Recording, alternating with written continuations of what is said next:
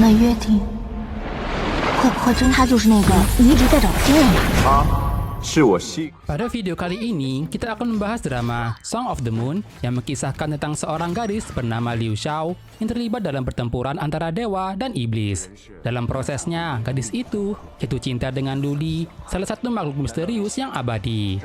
Kira-kira bagaimana ya kisahnya? Silahkan simak di video berikut ini. 你曾悔恨的。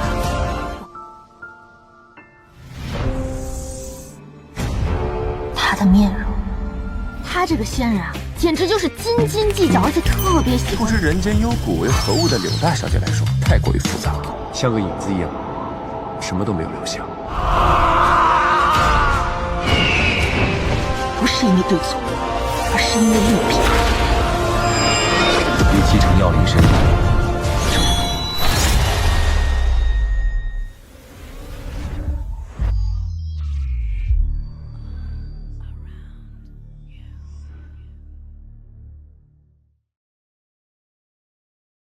Seorang peri turun meminta Li Xiao untuk pergi keluar dari kediaman, yang mana Li Xiao akan mengubah takdir nantinya, dan mereka berjanji akan bertemu kembali. Lalu 10 tahun kemudian, Li Xiao masih belum diizinkan keluar rumah. Semua orang di kediaman tidak ada yang percaya akan kisah Li Xiao. Tapi Li Xiao yakin, dan hari ini bertepatan 10 tahun yang sudah dijanjikan. Xiao Lian, pembantu kediaman Liu, juga ragu akan cerita Li Xiao. Tapi ia juga bingung kenapa Li Xiao tidak diizinkan keluar. Namun Li Xiao memberitahukan kalau setelah ulang tahunnya ini, ia akan diizinkan keluar. Lalu diperlihatkan sosok peri yang bertarung dan diawasi oleh Lu Sheng yang seorang setengah siluman. Lu Sheng meminta dihentikan latihannya dan meminta muridnya itu untuk bersiap dengan rencana malam ini. Lalu malamnya, hari di mana perayaan ulang tahun Li Xiao, ayah dan ibunya datang ke sana memberikan hadiah, memberitahukan kalau Li Xiao akan bisa keluar. Tapi tiba-tiba terjadi hal aneh pada tubuh Li Xiao dan mengeluarkan cahaya Yi yang menarik siluman untuk datang ke sana.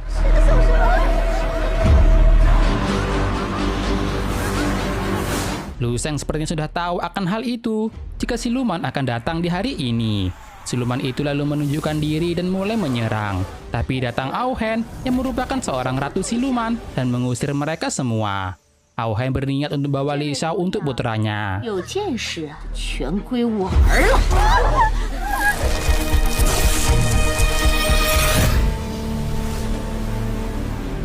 Li Xiao mencoba untuk melawan Aohen, namun ia tak berdaya dan harus melihat kedua orang tuanya terluka. Aohen kagum karena nyali yang dimiliki oleh Li Xiao. Dan di sini, Aohen memberitahukan jika Li Xiao akan bawa malapetaka untuk dirinya sendiri dan keluarga.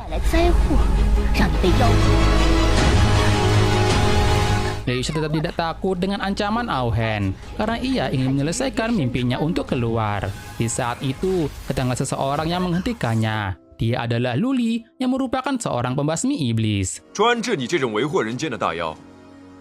Dengan kekuatannya, Luli mencoba untuk melawan Aohen. Namun Aohen dengan mudah melawan kembali Luli.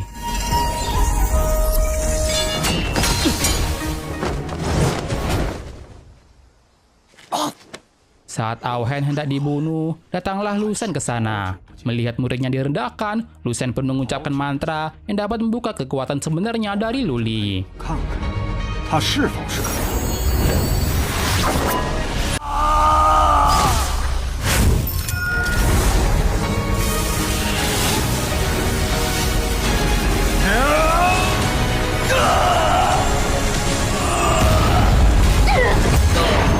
Dengan kekuatan itu, Aohen pun harus mundur dari sana. Dan pertarungan pun selesai, namun Luli jatuh pingsan setelah mengeluarkan kekuatan sebenarnya itu. Info kekalahan Aohen sampai kepada Marquis Wu Yang. Ia meminta muridnya Ming Chong untuk memeriksanya. Setelah itu, Luli jatuh pingsan seharian. Walaupun sebenarnya sudah sadar, hanya berakting di depan Liu Xiao. Luli heran kenapa gurunya bisa tahu akan kedatangan Aohen ke sana. Karena ia merasa Liu Xiao tidak seistimewa itu.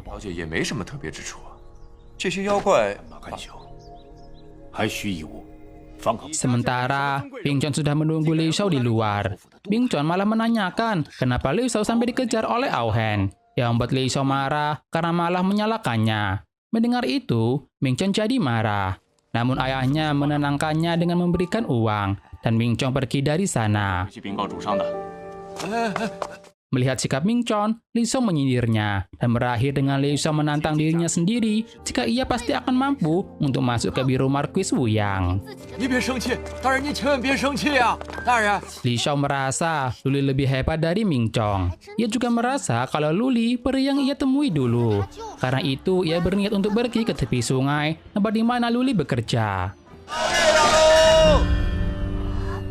Li Xiao akhirnya menemukan Luli dan langsung mengejarnya. Namun sayangnya Luli akan segera pergi. Tanpa pikir panjang, Li Xiao melompat ke perahu Luli.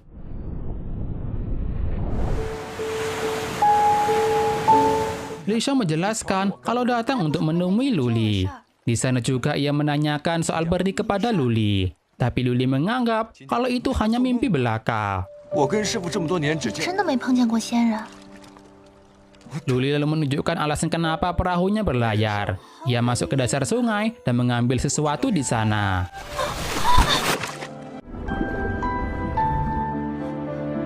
Luli kembali dengan membawa kerang tanpa basah kuyup di bajunya, yang membuat Li Xiao yakin jika Luli seorang peri.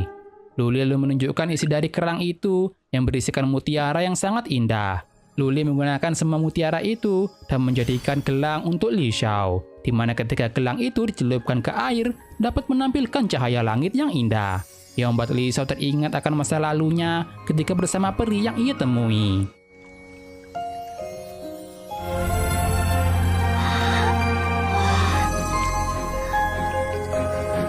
Kagum akan gelang itu, Li Xiao berniat untuk membelinya. Luli bersikap seolah tak ingin menyerahkan gelangnya, hingga membuat Li Xiao menawarkan semua uangnya untuk membeli gelang tersebut. 多，而且银票还都在小莲。哦，对了，这珠子你可千万别摘下来。 Ternyata apa yang Luli lakukan perintah dari gurunya, meski masalah uang merupakan rencana licik Luli sendiri. Luli mempertanyakan kenapa gurunya memberikan mutiara yang sudah Lu Sheng siapkan selama ini. Lu Sheng menjelaskan kalau Liu Xiao punya energi spiritual yang tinggi, yang membuat banyak siluman akan mengincarnya. Karena itu, ia memberikan mutiara bulan untuk melindungi Li Xiao dari siluman rendahan. Ditambah dengan Li Xiao akan ke Marquis Wuyang, yang membuat Lu Sheng yakin akan keamanan Li Xiao. 这样，我每天除妖呢也挺累的。 Keesokannya, Luli tampak kelelahan setelah berurusan dengan siluman semalaman. Ia lalu membicarakan soal Li Xiao, dan tiba-tiba Li Xiao muncul di sana. Li Xiao datang ke sana meminta untuk Luli menemaninya pergi ke Biro Wuyang. Mendengar itu, Luli ingin memanfaatkannya untuk mendapatkan uang dari Li Xiao. Tapi sebelum Li Xiao menaikkan harganya lagi, datang Lu Sheng ke sana untuk menghentikannya dan memberitahukan kalau Luli akan pergi ke Biro Wuyang juga untuk mengikuti acara perekrutan. Sementara di sisi lain, di dunia siluman, Ao Hen tengah mengumpulkan informasi mengenai pergerakan Liu Xiao. Ao Hen yang kejam tanpa ampun membunuh informan yang ia miliki.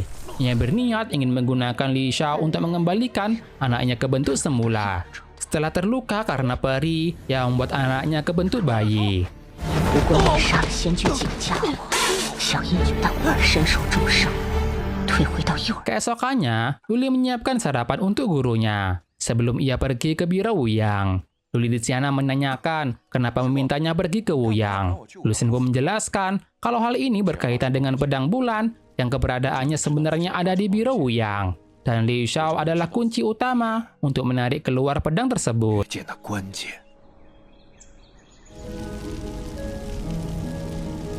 Di sisi lain, Liu Xiao sudah berangkat ke Biro Wuyang.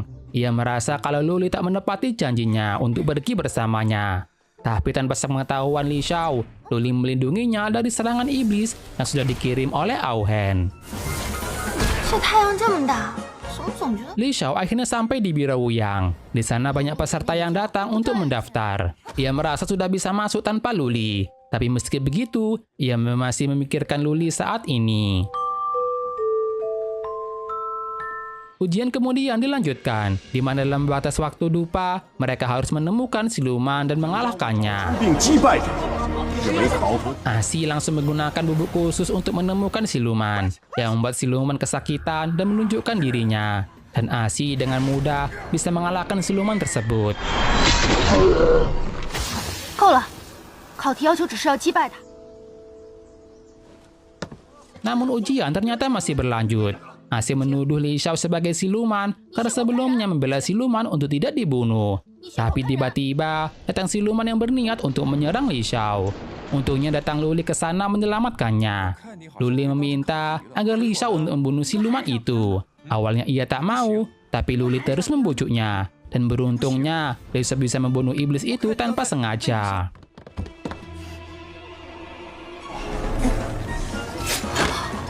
行啊！ 我这不小心一挥， Beberapa peserta yang berpartisipasi akhirnya lulus. Li Xiao juga masuk ke dalam babak kedua. Tapi tiba-tiba datang Minjong ke sana berniat untuk membatalkan kelulusan Li Xiao. Dengan dalih, Li Xiao lulus karena bantuan Luli. Luli membantahnya, dan Luli mencoba memancing emosi Minjong. Minjong berniat menyerang, untungnya dihentikan oleh Bai Feng. Dan karena kejadian itu, Minjong jadi malu sendiri dan membiarkan Li Xiao untuk lulus ujian. 谢谢师姐。拿到金， Melihat bagaimana Luli membantu Li Xiao, Feng Qian merasa jika Luli menyukai Li Xiao. 开个玩笑，你看前面就是玉雕，我带你去看。 Mereka lalu dikumpulkan di aula kehormatan. Di sana muncul Fan Zhen yang merupakan pengawal dari Marquis Wu Yang. 我的心腹大将，虽然一肚子草，但到底长 Fan Zhen menjelaskan arti dari masuk ke biro Wu Yang, di mana mereka harus siap untuk mempertaruhkan hidup demi melindungi umat manusia. Dan dapat keraguan, Li Xiao pun bersedia melakukannya. Sementara di dunia siluman, dua siluman yang berniat mengincar Li Xiao sebelumnya dibawa ke hadapan Ao Hen. Ao Hen marah karena mereka berdua gagal, di mana semua itu karena Luli yang mengacaukan rencana mereka. Tanpa belas kasihan, Ao Hen pun membunuh mereka berdua dan memberikan energi itu kepada anaknya. 我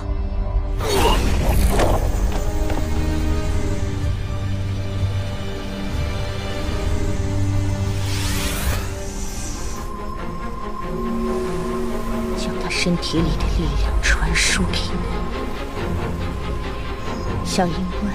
Sebelum pembagian kamar, Luli berbicara dengan Li Xiao. Ia merasa kalau Li Xiao memiliki masalah dengan Minjong. Karena itu, ia memberikan buku panduan bersosialisasi yang sudah ia tulis untuk membantu Li Xiao hidup di sana. Li Xiao merasa kalau tengah akan dibodohi lagi oleh Luli, tapi Luli dengan mudah merayu Li Xiao untuk melupakan itu. 陆离， 懂？ Tempat tidur wanita dan laki-laki ditempatkan terpisah. Di sana Li Xiao membaca buku panduan yang Luli berikan dan langsung mempraktekkannya dengan membantu orang-orang di sana.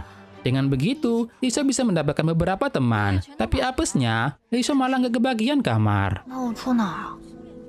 Melihat itu, Sui pun mengajak Li Xiao ke kamarnya. Sui menawarkan untuk Li Xiao tidur di sana bersamanya. Sui menjelaskan kalau ia bisa tinggal di sana. Awalnya ia hanya seorang pelayan yang akhirnya bisa menjadi murid di Biro Wu Yang. Ia merasa bersyukur dengan kehidupan yang ia miliki saat ini. Sui lalu memberikan pakaian murid yang ia miliki. Melihat kebaikan Sui, Li Xiao berniat untuk memberikannya uang. Tapi Sui menolak dan minta agar Li Xiao fokus belajar saja. Di sisi lain, Luli diajak ke kamar Wang Qian. Wang Qian bisa mendapatkan kamar pribadi itu karena kakeknya, yang dulu pernah membantu Wu Yang di masa lalu. 那你爹他 什么陆离哥哥，就是个死。 Lalu malamnya, Li Xiao jalan-jalan sendiri, hingga ia mendengar suara seorang yang tengah berlatih pedang di tengah hutan bambu.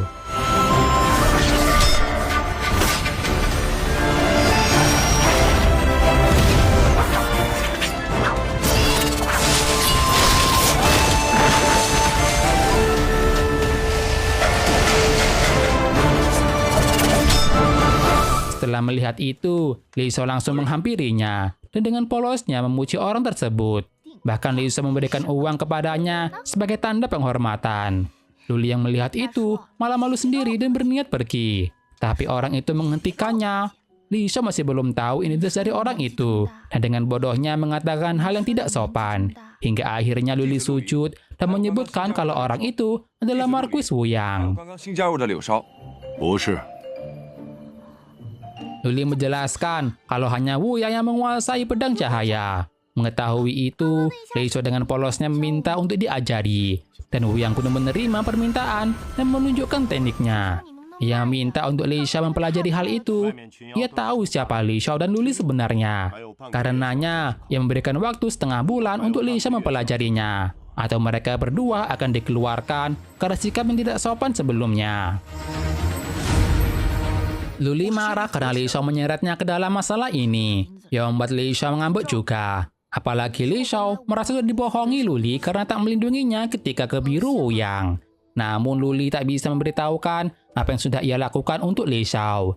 Ia pun minta maaf demi menyenangkan Lei Xiao. Luli lalu menggunakan tekniknya kepada Lei Xiao untuk membawanya ke dunia mimpi.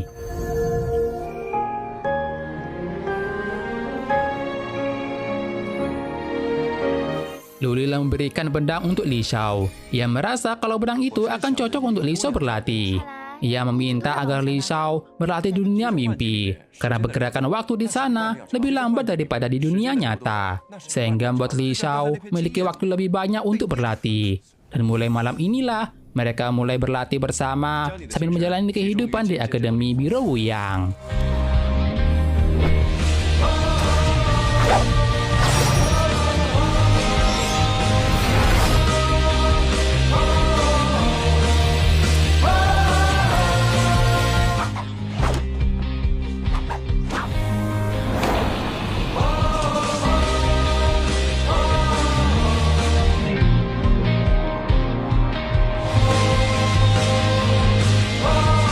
Lama lagi, ujian seni bela diri akan diadakan. Wang Qian penasaran apa yang sudah Luli dan Lei Xiao lakukan belakangan ini. Luli hanya menjelaskan kalau ingin membantu Lei Xiao lulus ujian saja. Sementara itu, Wu Yang penasaran apakah Lei Xiao akan mampu menguasai teknik pedang cahaya atau tidak.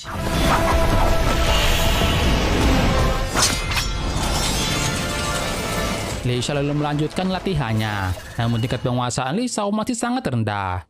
Lei Xiao perlu mengetahui makna dari pedang cahaya, yang memiliki arti memberantas ketidakadilan. Luli merasa kalau Lei Xiao tak akan paham, tapi Lei Xiao membantahnya, karena ia juga sudah pernah merasakan ketidakadilan. Keesokannya, Lei Xiao dan lainnya terus berlatih, tapi Lei Xiao malah menggunakan gerakan yang berbeda. Ia membuat Ming Cheng jadi memarahinya. Kemudian, usai latihan, Lei Xiao kembali ke kamarnya. Di sana ia tanpa sengaja melihat Sue yang tengah meminum obat. Melihat obat itu, Lei Xiao tahu kalau itu pil pengunci esensi milik Asi. Kemungkinan Asi melakukan ini karena takut kalah terhadap Sue. Mengetahui itu, Lei Xiao tak bisa membiarkannya.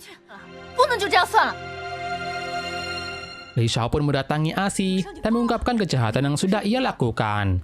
Lei Xiao berniat melaporkan hal ini kepada Bai Feng. Apalagi Asi terus merendahkan Sue karena statusnya sebagai pelayan, yang membuat Lei Xiao marah dan ingin menentang Asi dalam ujian nanti. Kemudian diperlihatkan di masa lalu ketika peri datang menemui Lei Xiao untuk mencari tahu apakah Lei Xiao orang yang sudah ditakdirkan untuk ketiga alam. Lu Shen juga akan segera menjalankan rencananya selama ini. Lalu diperlihatkan seorang anak kecil yang mengatakan bermimpi mengajak seorang gadis terbang ke langit.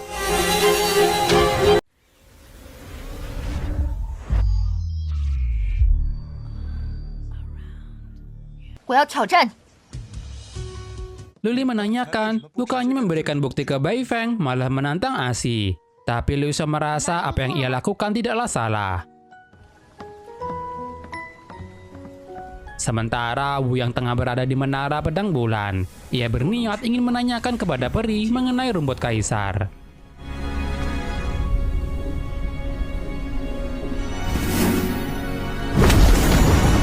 Peri tahu apa tujuan Wu Yang dengan rumput kaisar itu. Namun meski dengan apa yang sudah Wu Yang lakukan, rumput kaisar hanya bisa didapatkan oleh mereka yang ditakdirkan dan mampu untuk melewati ujian api spiritual.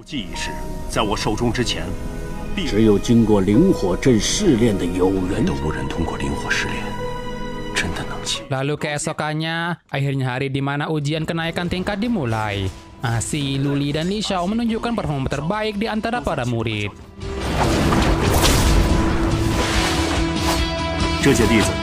会有几个？ Melihat kemampuan Luli, Wuyang meminta untuk Luli melawan Minchong. Dengan imbalan akan dikabulkan semua permintaan Luli. Mendengar itu, Luli pun menerimanya demi bisa menyelamatkan Li Shao dari dikeluarkan. 这一战，我非赢。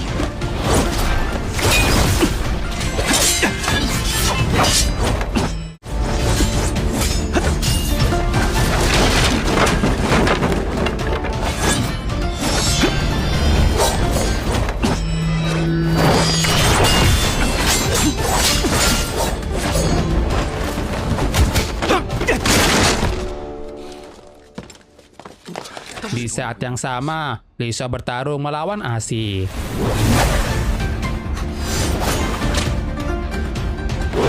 Di saat itu, Sui yang sakit akhirnya terbangun dan segera mencari keberadaan Li Shao saat ini.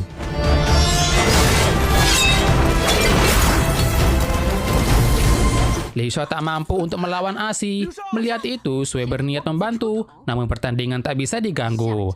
Asi merendahkan kemampuan Li Shao yang tak seberapa, juga merasa kalau satu Sui akan selalu menjadi rendahan. Mendengar itu membuat Li Shao marah dan berniat untuk mengalahkan Asi.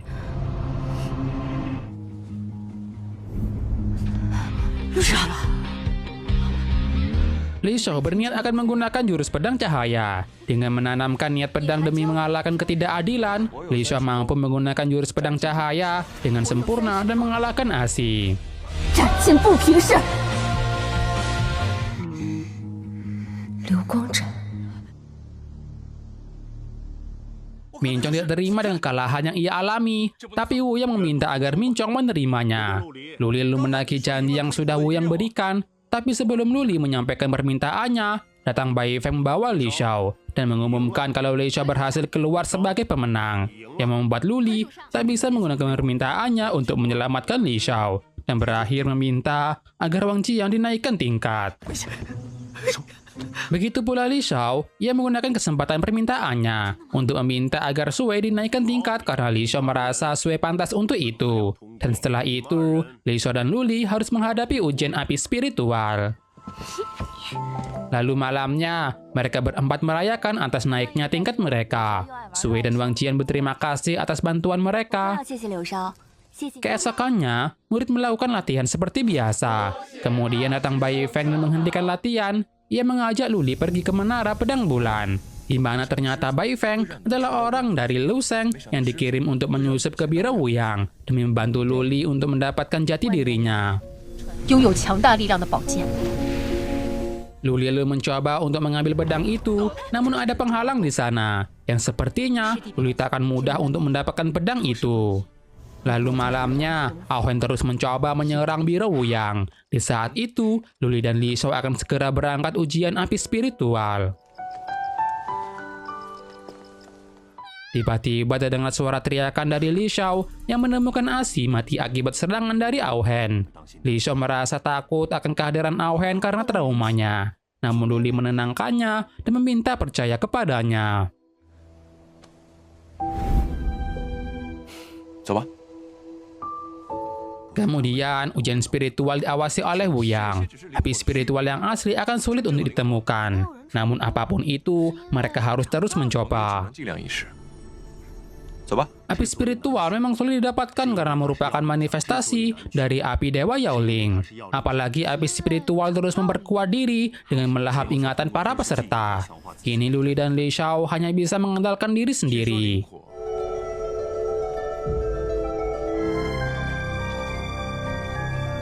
Di saat itu, Li Shao teringat akan pertemuannya dengan peri yang mengatakan kalau takdir Li Shao sudah berubah, hingga ia disadarkan oleh kemunculan seekor burung bercahaya.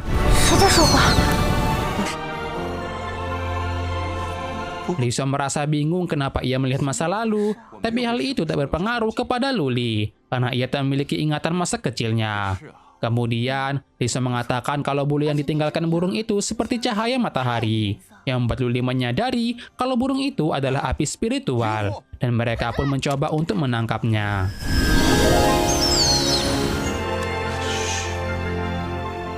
Luli meminta untuk Li Shao menangkapnya. Li Shao pun mencoba untuk membujuk burung api spiritual itu, dan dengan mudah Li Shao pun bisa menangkapnya.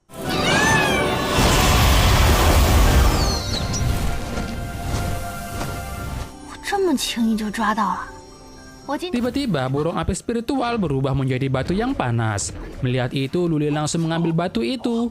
Wu yang mengawasi menyadari kalau mereka berhasil dan segera pergi untuk menemui mereka berdua. Luli lalu memarahi karena Li Xiao yang bersikap ceroboh. Tapi Li Xiao merasa senang karena melihat Luli peduli padanya, yang membuat Luli jadi salah tingkah. 我卖艺不卖身，别想赖着我。 Luli bersikap sok kuat bisa menahan bara api itu, meski sebenarnya ia juga merasakan panas pada tangannya.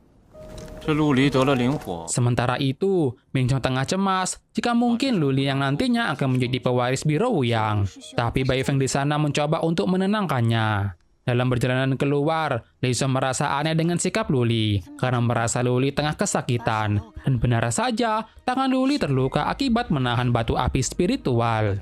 Li Xiao mencoba untuk merebutnya, namun malah menimbulkan reaksi dan api spiritual pun meledak hingga melukai Luli. Untungnya datang Wu yang ke sana dan mengambil api spiritual itu. 怎么了？ Li Xiao menceritakan apa yang terjadi dan bagaimana api spiritual bisa meledak. Melihat kekuatan spiritual Li Xiao dan Luli, Wu yang menyadari kalau kekuatan mereka berlawanan. Dengan luka yang Luli alami, akan sulit untuk menyembuhkannya tanpa mengorbankan esensi sejati. Namun jika memiliki rumput kaisar, mungkin Luli bisa disembuhkan. Mendengar itu, Li Xiao pun bersedia mencarinya, namun meminta agar merahasiakan hal ini dari Luli. 能不能请主上别把这事告诉陆离？他伤势严重。 Keesokannya, Luli dirawat oleh Wu Yang seharian. Dan malamnya, Li Xiao mulai menjalankan misinya untuk pergi ke kolam bulan dan mencari rumput kaisar. Li Xiao mencoba menenangkan diri agar tidak takut. Dengan petunjuk diberikan oleh Wu Yang, Li Xiao mulai mencari kolam bulan. Dengan menyanyikan nyanyian bulan, tiba-tiba muncul seberkas cahaya yang membuat Li Xiao pergi ke tempat kolam bulan berada. Li Xiao lalu menyusuri untuk mencari batu bulan, tapi tiba-tiba muncul Hena, seorang siluman baju putih. Ia mencoba untuk menidurkan Li Xiao menggunakan seluring miliknya. Namun Li Xiao tidak terpengaruh sedikit pun dengan seluring itu, yang membuat Hena heran dengan identitas dari Li Xiao. Karena itulah ia meninggalkan klon dirinya untuk Li Xiao temukan. 你呀，就好好在。 Hena lalu menanyakan hal itu kepada Tai Lao. Mendengar penjelasannya, Hena merasa kalau Li Xiao pewaris dari peri Zesui. 妙音敌可乱人， Sementara Luli dalam perawatan Bai Feng. Bai Feng mengingat akan bagaimana sifat Luli di masa lalu. 心里甜就不会那么难受了。 Kemudian, Luli akhirnya sadarkan diri. Bai Feng menjelaskan apa yang terjadi. Tapi yang pertama kali Luli khawatirkan adalah Li Xiao. 也不能怪柳梢。柳梢他不是有心，师傅和师姐都是陆离最重要的人。 Sedangkan Li Xiao tengah menunggu Luli di luar sambil mengingat bagaimana ia akan mendapatkan rumput kaisar. Kemudian datang Luli ke sana menemui Li Xiao dan melihat Li Xiao tampak cemas. 有主稍微……一定等你和我一起去。好， Li Xiao mengingat akan bahaya untuk mendapatkan rumput kaisar. Luli melihat kekhawatiran itu dan memberikan sebuah batu suara agar Li Xiao bisa menyampaikan pesannya melalui batu itu tanpa perlu harus menunggunya bertemu dengannya. Dan Li Xiao merasa Luli memiliki sisi yang baik juga. 余生全是你痕迹，我想恨在我耳边你。 Kemudian, Li Xiao pergi ke kolam bulan dan mencoba untuk mencari keberadaan batu bulan. Setelah menemukannya, Li Xiao meneteskan darahnya di batu itu dan muncullah rumput kaisar dari batu bulan. Di saat yang sama, Wang Qian tengah merawat Luli. Luli meminta agar tak khawatir karena dirinya akan segera sembuh. Lalu ketika Luli membahas soal Li Xiao, Luli melihat ada sesuatu yang Wang Qian sembunyikan darinya. Dan dengan terpaksa, Wang Qian belum memberitahukan apa yang sudah Li Xiao lakukan. Li Xiao berniat untuk segera kembali ke Biro Wuyang. Namun ia dihadang oleh Ao Hen yang berniat untuk menangkap Li Xiao dan mengambil rumput kaisar. 我还能再得个天头。你和这地 Li Xiao mencoba untuk mengusir Ao Hen dengan lentera yang ia bawa, tapi itu tak berguna di hadapan Ao Hen. Memanfaatkan celah, Li Xiao menggunakan mantra untuk menghilang, namun Ao Hen dengan mudah bisa menemukan Li Xiao yang tengah bersembunyi.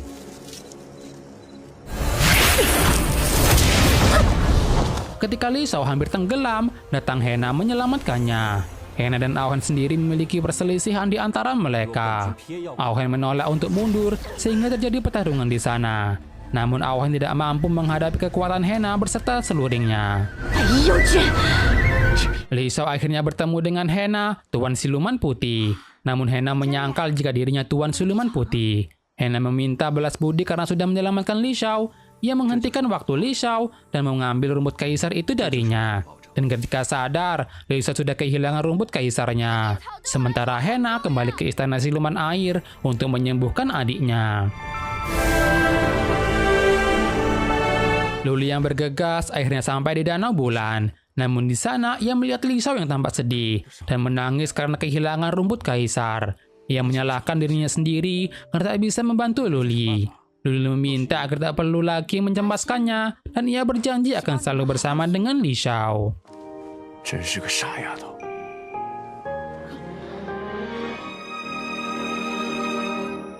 Di istana siluman air, Fu Jun tengah bermeditasi. Kemudian datang Hena ke sana dan menggunakan rumput kaisar itu untuk menyembuhkan Fu Jun. Fu Jun yang baru sembuh berniat ingin langsung menyerang Ao Han. Namun Hena menghentikannya dan meminta untuk fokus mengembalikan kondisinya. 留在这里记性。你好好养伤吧。 Keesokannya, diadakan rapat membahas hilangnya rumput kaisar. Yang marah karena takut rumput kaisar jatuh ke siluman. Yang mempertanyakan penyelidikan yang Bai Feng lakukan. Tapi Bai Feng merasa tak menemukan jejak Ao Han di sana. Serta merasa Tuan Siluman Putih tak mungkin menyerang Li Shao. Yang pun membenarkan hal itu. 柳梢师妹天赋极高，若有赔补力， Namun di kesempatan itu, Ming Chen membuat opini seolah Li Shao berkolusi dengan Ao Han ataupun Tuan Siluman Putih. Atau mungkin Li Shao sendiri adalah seorang siluman. Mendengar tuduhan itu, Li Shao berniat untuk keluar. Namun Luli menghentikannya dan berniat untuk mencari rumput kaisar dan membebaskan Li Shao dari segala tuduhan yang ada. 陆离， Li Shao sendiri sebenarnya nggak tahu bagaimana dapetin rumput kaisar, tapi ia meminta agar Li Shao tak perlu khawatir kepadanya. Kemudian, Luli menanyakan bagaimana sosok pria baju putih yang Li Shao temui. Dan Li Shao pun menggambarkannya bagaimana ciri beserta seluruh yang Hena bawa. 对啊，你这不是还有我们吗？ Luli menanyakan soal seluring itu kepada gurunya dan mengetahui kalau itu milik siluman baju putih.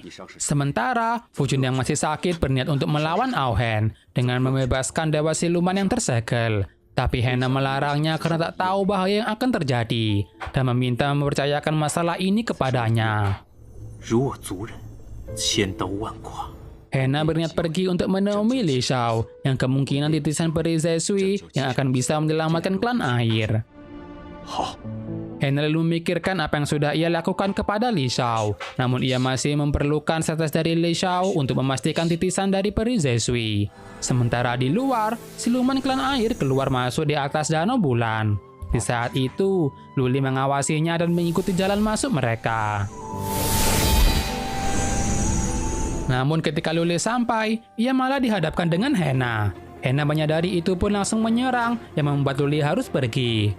Melihat kemampuan Luli, Hena tahu kalau itu trik milik Lu Sheng.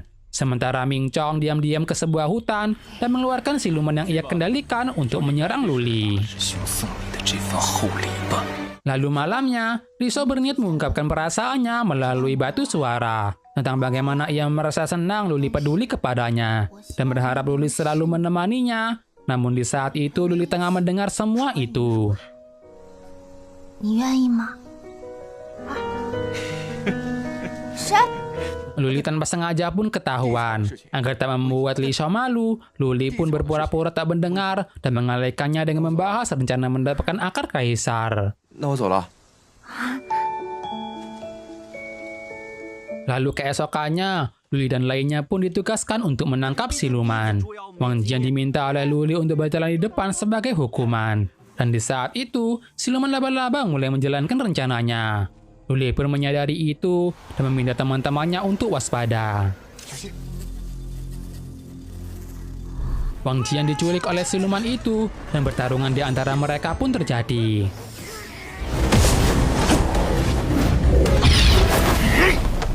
小心！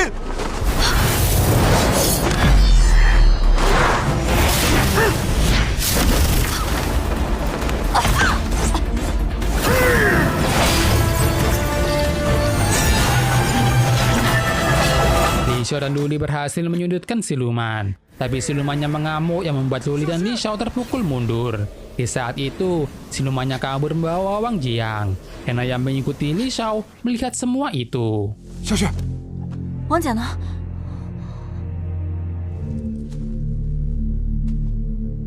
Hena lalu pergi dan menyelamatkan Wang Jiang yang saat itu tengah akan dibunuh oleh siluman laba-laba. Siluman itu menjelaskan kalau ia tengah dikendalikan. Dengan kekuatan Hena, siluman itu dibebaskan dari kekangan, namun dengan bayaran 30 tahun kekuatan. 30年妖力，退下，本群消你30年妖力，退下。